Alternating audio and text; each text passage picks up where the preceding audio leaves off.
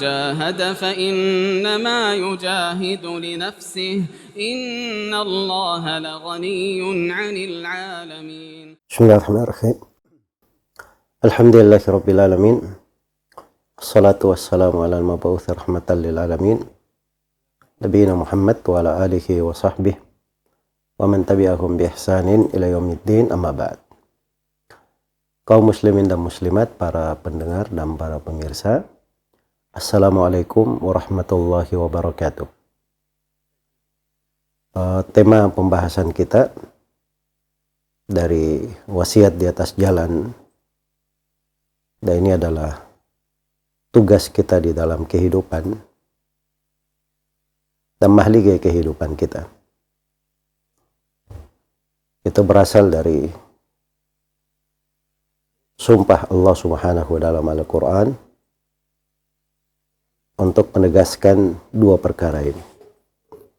Allah bersumpah dengan 11 sumpah sebelumnya.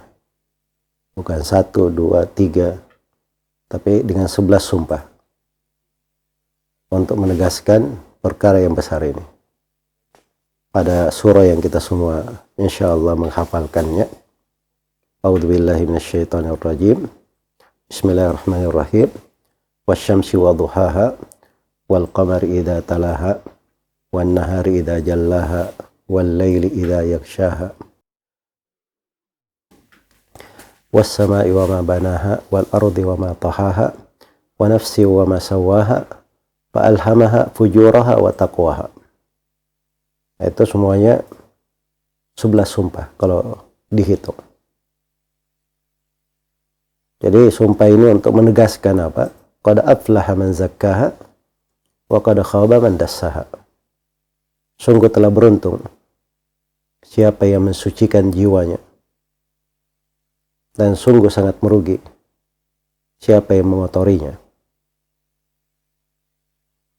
Dan ini makna yang sangat besar yang hendaknya kita perhatikan, karena mensucikan jiwa itu adalah pokok di dalam agama. Karena itu Nabi Musa alaihissalam ketika mengajak Fir'aun untuk bertobat, maka ajakannya itu faqul hal laka ila an tazakka. Katakan kepada Fir'aun, inginkah engkau saya ajak untuk mensucikan jiwa? Jadi beragama itu adalah kesucian jiwa, dan itu adalah jalannya para nabi dan para rasul. Karena itu di surah Taha juga dikisah ketika tukang sihir Firaun semuanya masuk Islam, maka disebutkan pahala untuk orang yang beriman dan beramal salih, bahwa untuk mereka darajatul ula jannatu adnin tajri min tahtihal anharu khalidina fiha wa dzalika jazaa'u man tazakka. Untuk mereka berbagi jenjang yang tinggi, surga-surga Aden mengalir di bawahnya sungai-sungai, mereka kekal di dalamnya, dan itu balasan bagi siapa yang mensucikan dirinya. Jadi pokok dari kesucian diri itu keislaman, tauhid kepada Allah Subhanahu wa ta'ala.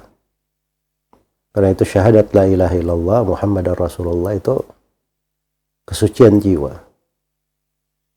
Seorang memelihara dirinya di atas ibadah, itu kesucian jiwanya. Tidak berbuat kesyirikan, itu dari pokok kesucian jiwa. Salat 5 waktu, itu juga kesucian jiwa. Puasa di bulan Ramadan, kesucian jiwa. Karena di dalam puasa ini banyak sekali dari mana-mana yang mensucikan jiwa kita. Sebagaimana zakat, itu kesucian jiwa. Khudh min amwalihim sadaqatan tutahhiruhum biha wa tuzakkihim biha. Ambillah dari harta mereka zakat mensucikan dan membersihkan dan mentazkiyah, mensucikan diri mereka dengan itu. Sebagaimana zakat fitri itu masuk juga dalam kesucian. Karena itu ditafsirkan oleh sebagian ulama, firman Allah Subhanahu wa taala, qad aflaha man tazakka, bahwa yang dimaksud adalah zakat fitri. Yang dimaksud adalah zakat fitri. Sebagaimana ibadah haji itu kesucian jiwa.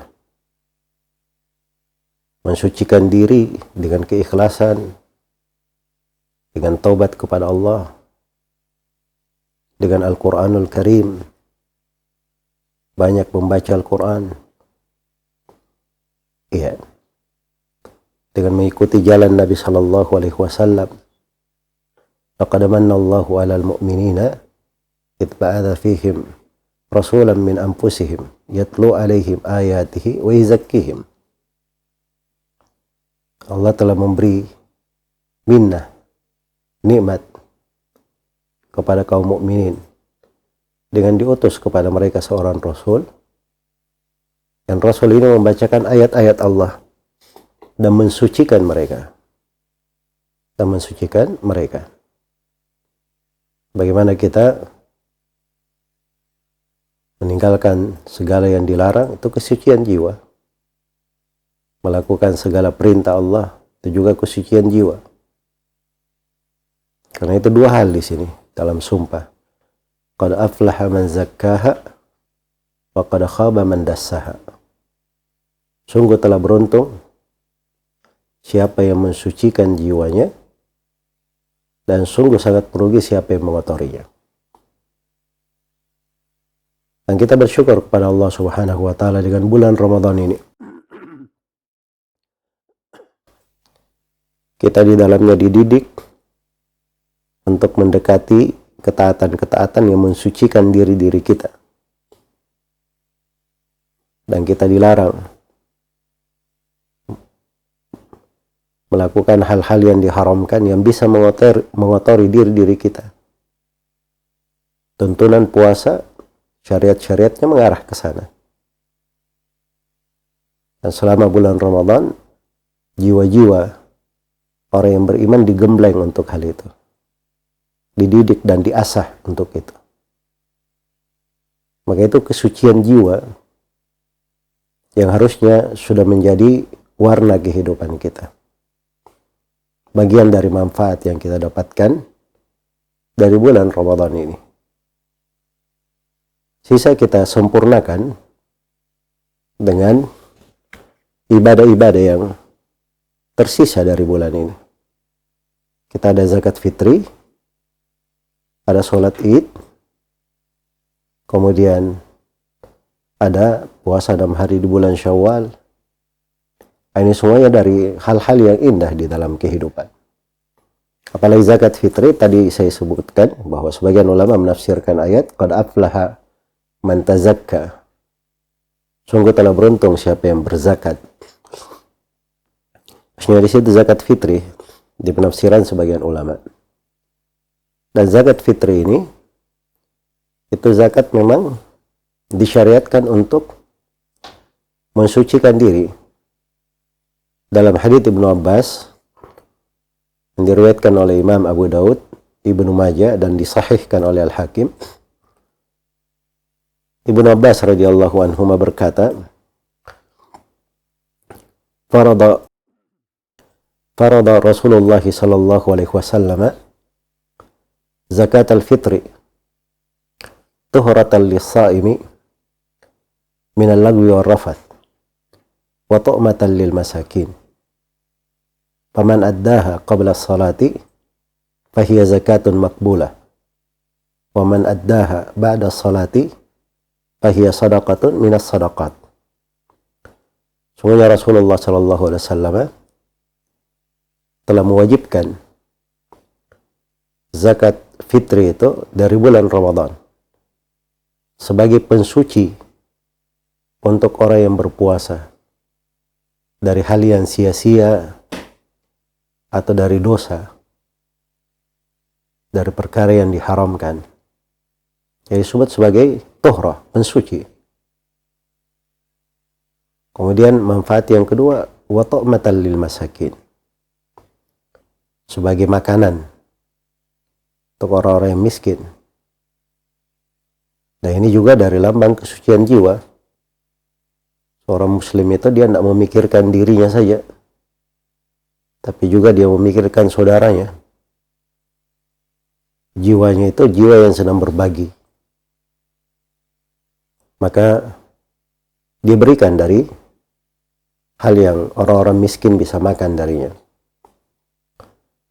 Kemudian diterangkan siapa yang mengeluarkan zakat fitri ini sebelum sholat Idul Fitri, maka itu zakat fitri yang diterima.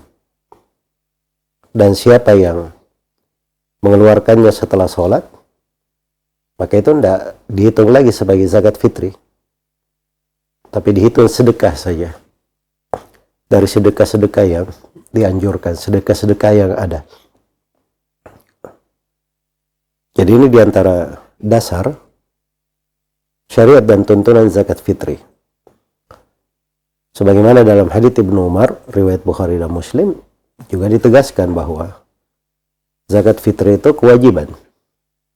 Farada Rasulullah sallallahu alaihi wasallam zakat al-fitri min Ramadan. Rasulullah sallallahu alaihi wasallam mewajibkan zakat fitri karena selesai dari Ramadan. Sa'an min tamrin wa sa'an min syair. Dikeluarkan satu sa' dari korma dan satu sa' dari syair, dari jelai. Alal abdi wal hurri, ini kewajibannya terhadap budak maupun orang merdeka, wad dzakari wal untha, laki-laki maupun perempuan, wasagiri wal kabiri, anak kecil maupun orang dewasa, minal muslimin, dari kaum muslimin. Wa amara an tuadda qabla khurujin nas ilal musalla, dan Rasulullah perintahkan supaya dikeluarkan sebelum manusia pergi menunaikan sholat id. Zakat fitri ini, itu zakat diwajibkan disebabkan karena kita menyelesaikan bulan Ramadan. Makanya disebut zakat fitri, disebut juga zakat Ramadan, karena memang kita telah menyelesaikan Ramadan, sudah berbuka, maka datanglah kewajiban zakat ini. Dan waktu wajibnya ketika matahari terbenam di akhir Ramadan. Ketika matahari terbenam di akhir Ramadan dan mulai terbit hilal bulan Syawal. Dan mulai terbit hilal bulan Syawal. Ini waktu wajibnya. Dan waktu sunnahnya dikeluarkan sebelum orang itu pergi melakukan sholat Idul Fitri. Jadi sebelum dia pergi sholat Idul Fitri, dia keluarkan, dia berikan kepada yang berhak. Iya. Itu sunnahnya. Tapi dibolehkan juga mengeluarkannya sehari atau 2 hari sebelum Idul Fitri. Sebagaimana dalam hadits Ibnu Umar radhiyallahu anhuma, di dalam riwayat Al-Bukhari dan selainnya, kata beliau, wa kanu yu'tuna zakat al-fitri biyom au yawmaini. Mereka mengeluarkan zakat fitri itu sebelumnya atau sehari atau 2 hari sebelum al-id, sebelum sholat idnya. Sehari atau 2 hari itu artinya mulai tanggal 28. Sebuah bulan itu kadang 29 hari, kadang 30 hari. Nah, jadi kalau dia 29 hari berarti sehari sebelumnya. Kalau 30 hari berarti 2 hari sebelumnya. Kalau begitu saya bisa simpulkan bahwa waktu mengeluarkan zakat fitri itu ada 3. Ada waktu wajib, itu ketika sudah mulai masuk bulan Syawal, berakhir Ramadan. Waktu sunnahnya dikeluarkan sebelum orang-orang keluar ke lapangan menunaikan sholat Idul Fitri. Dan waktu bolehnya boleh dikeluarkan dari tanggal 28. Boleh dikeluarkan dari tanggal 28. Jadi dari hari ini kita sudah boleh mengeluarkan zakat fitri dan memberikannya kepada yang berhak untuk menerima. Kemudian memberikan itu hal yang mudah ya, jangan berpikir, oh ini saya berikan, sulit saya memberikannya sebelum sholat. Kadang kita bisa memberikan dengan cara yang mudah. Misalnya saya ada tahu satu keluarga, dia berhak menerima, iya, saya telepon kepada keluarga tersebut. Ini ada zakat, ada beras di sini untuk kalian, ya. Saya simpan di sini, nanti saya serahkan di waktu kita sudah longgar. Nah, itu artinya dia sudah serahkan, cuman berasnya itu dititip di tempat dia. Itu sudah bentuk penyerahan, dan itu nggak ada masalah. Itu solusi ya di dalam zakat fitri. Kemudian jumlah dari zakat fitri itu kalau dia keluarkan 3 kilo itu lebih bagus, lebih aman. Tapi kalau dia punya 2 kilo 40 gram, maka nggak ada masalah, dia keluarkan 2 kilo 40 gram. Tapi kalau dia keluarkan 3 kilo dari beras itu lebih bagusnya. Iya. Kalau kami dalam riwayat sok yang kami terima itu 2 kilo 2 kilo 600 gram. 2 kilo 600 gram. Jadi itu kadar dari zakat fitrinya yang dikeluarkan. Iya. Kemudian yang menerima zakat fitri ini, di pendapat mayoritas ulama yang menerima, atau di pendapat yang paling kuat, yang menerima itu hanyalah fakir dan miskin saja. Berdasarkan hadits Ibnu Abbas, riwayat Abu Daud dan Ibnu Majah yang telah saya bacakan tadi, wa tuhratan wa tu'matan lil masakin, dan sebagai makanan untuk orang-orang miskin. Yang maksudnya miskin itu masuk di dalamnya juga fakir. Karena orang yang fakir itu lebih perlu daripada miskin. Ya, fakir itu orang tidak punya apa-apa sama sekali. Tidak punya hal yang mencukupinya. Atau dia punya tapi di bawah setengah.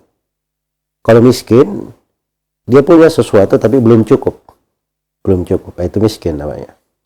Nah, ini yang berhak untuk menerima zakat fitri. Dan ini zakat fitri beda dengan zakat harta. Kalau zakat harta itu dibagi ke 8 golongan. Tetapi kalau zakat fitri ini nas khusus datang dari Nabi Sallallahu Alaihi Wasallam, hanya diberi kepada fakir dan miskin saja. Dan memang penerapannya yang berjalan di tengah para ulama, di tengah para sahabat adalah kepada fakir miskin diberikannya. Iya.